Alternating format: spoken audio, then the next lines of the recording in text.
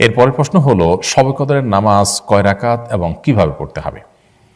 দেখুন, লাইলাতুল কদর যেটাকে আমরা শবে কদর বলছি, এই কদরের নামাজ আমরা দুই রাকাত করে পড়বো। অর্থাৎ কদর রাতে আমরা যে ইবাদতবন্দি করবো এর ভিতরে প্রধান ইবাদত তো নামাজ, তো সেই নামাজটা দুই রাকাত করে পড়বো। হতে পারে সেটা আপনার যে কোনো ছোটো ছোটো সূরা দিয়ে কিংবা বড় কোনো সূরা দিয়ে, আপনার যদি বড় সূরা মুখস্থ থাকে তো বড় সূরা দিয়ে করলেন, ছোটো সূরা দিয়ে মুখস্থ হলে একটা সূরা কয়েকবার করে পড়লেন। তবে লক্ষ্য রাখতে হবে এই নামাজগুলো যেন অনেক লম্বা সময় ধরে হয়, ধীরস্থিরতার সাথে হয়। রুকু হবে অনেক দীর্ঘ, রুকু থেকে সুন্দর করে সোজা হয়ে উঠে টান হয়ে দাঁড়িয়ে অপেক্ষা করবেন একটু, এরপর আস্তে আস্তে আপনি সেজদা যাবেন। সেজদায় যত বেশি সময় ব্যয় করতে পারেন তত ভালো।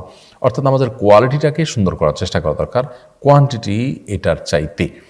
আমরা অনেকে এই জাতীয় সময়গুলোতে লাইলাতুল কদরে বা এই জাতীয় শবে বরাতে দেখা যায় যে আমরা হিউজ পরিমাণ নামাজ পড়ি, অথচ হুলস্থুল করে তাড়াহুড়ো করে। তো এটার কোনো গুরুত্ব নেই, বরং গুরুত্ব হলো সুন্দরভাবে সালাত আদায় করা।